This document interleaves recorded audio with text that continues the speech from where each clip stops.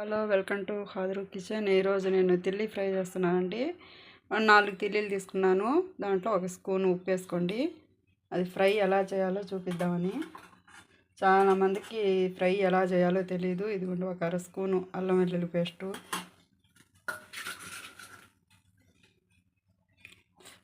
1.5 spoon కారం అండి, 1/2 spoon పసుపు, 1/2 స్పూన్ గరం మసాలా అండి,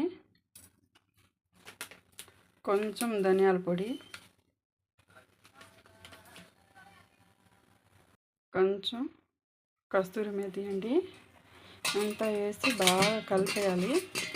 ఇది తింటే చాలా చాలా మంచిదండి. నడుముల నొప్పులు అన్నీ తగ్గిపోతాయి. ఇది తెలియక చాలామంది తినరు. ఇది తింటే చాలా చాలా హెల్త్కి చాలా మంచిదండి. ఇది కానీ వస్తే నా అదృష్టం లెక్క భావిస్తానండి నేను. అయితే మీరేమనుకుంటారో కామెంట్ చేయండి.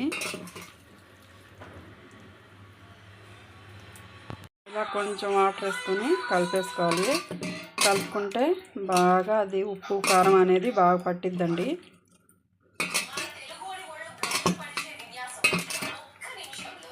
ఇది ఒక 5 నిమిషాలు అలాగే పెట్టేయాలి. ఇప్పుడు ప్యాన్ పొయ్యి మీద పెట్టి ఆయిల్ పోసాను. ఆయిల్ వేడైన తర్వాత ముందుగా కలిపి పెట్టుకున్న ఇది మీ మిశ్రమాన్ని అంతా దాంట్లో వేసేయాలండి.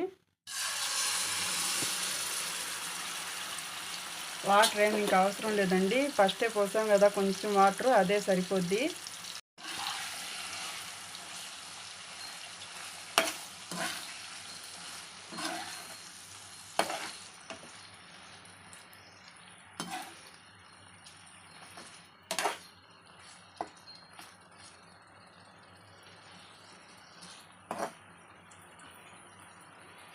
బాగా ఉడకనివ్వాలండి.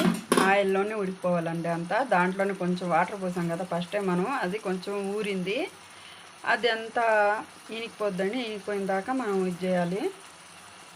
ఒక మూతని ఇలా బాలిచ్చి పెట్టేయాలండి. ఇలా కలుపుకుంటూ వేపుకుంటూ ఉండాలండి. ఒక 5 నిమిషాలు మూత పెట్టి తీసేసాను. కలుపుతా వేపుతున్నానండి. సిమ్లో పెట్టున్నాను. బాగా అదంతా ఈ జ్యూస్ అంతా అబ్జర్వ్ చేసిన దాకా ఉంచేసుకోవాలండి. అప్పుడు టేస్ట్ సూపర్గా ఉంటుంది. మీరు ఉప్పు ఇప్పుడు చూసుకొని మీకు కావాల్సిన ఉప్పు వేసుకోండి. చాలా చాలా బాగుంటుంది. నడుముల నొప్పులు రావు. చాలా చాలా హెల్త్ ఇష్యూస్కి బాగా పనిచేసిద్దండి ఇది. అంతేనండి, వేపేసేది అయిపోయింది. ఇప్పుడు చివరిగా కొంచెం కొత్తిమీర వేసుకొని గార్నిష్ చేసేసుకునేదేనండి. ఇలా చేసుకుంటే చాలా టేస్ట్గా కూడా ఉంటుంది. ఉడకబెట్టి చేస్తే టేస్ట్ అనేది బాగుండదు. ఇలా చేసి చూడండి, మీకు సూపర్గా నచ్చుతుంది. అసలు ఎప్పుడు తిన్న వాళ్ళు కూడా తింటారండి, అంత బాగుంటుందండి. ఒక్కసారి మీరు కూడా ట్రై చేయండి. మా వీడియో మీకు నచ్చినట్టయితే లైక్ చేయండి, షేర్ చేయండి, సబ్స్క్రైబ్ చేసుకోండి. Thank you friends.